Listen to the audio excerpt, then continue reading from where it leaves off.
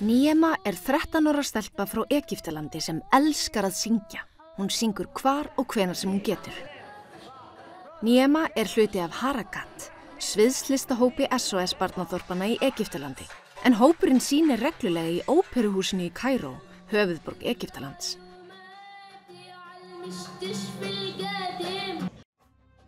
Harakat þýðir hreyfing á arabísku og var hópurinn stofnaður árið 2010 af Manal Badr.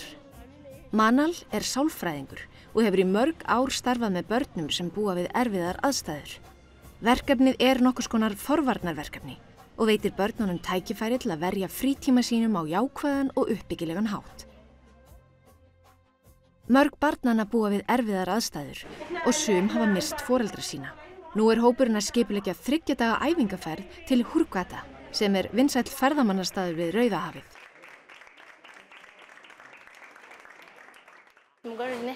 Niema er mjög spennt að fara þangað, því þá fær hópurinn tækifæri til að kynnast enn betur. Á æfingum gefst oft ekki tækifæri til að spjalla mikið saman, en það er svo mikilvægt að meðlimir hópsins þekkist vel. Til að komast til Hurghada þurfa þau að ferðast með rútu í 8 klukkustundir. Börnin eru mjög spennt að byrja á æfingunum, en fyrst þurfa þau að koma sér fyrir á gistiheimilinu.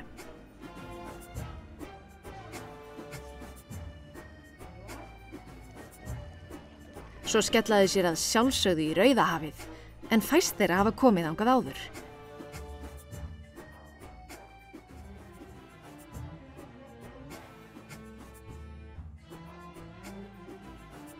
Eftir smá busl og afslöppun í Rauðahafinu er kominn tími á æfingar. Hópurinn er mjög einbeittur á æfingunum og Manal finnst gaman að sjá hversu áhugasamur hópurinn er. Góður árangur barnanna á sviðinu eflir sjálfstraust þeirra. Niema hefur öðlast mikið sjálfstraust í þessu verkefni. Hana langar til að verða lyfjafræðingur þegar hún verður stór. Þegar hún var lítil, þá fannst henni erfitt að leggja á minnið. Nú er hún einbeittari í skólanum og gengur betur að muna það sem hún lærir. Allt æfingunum að þakka.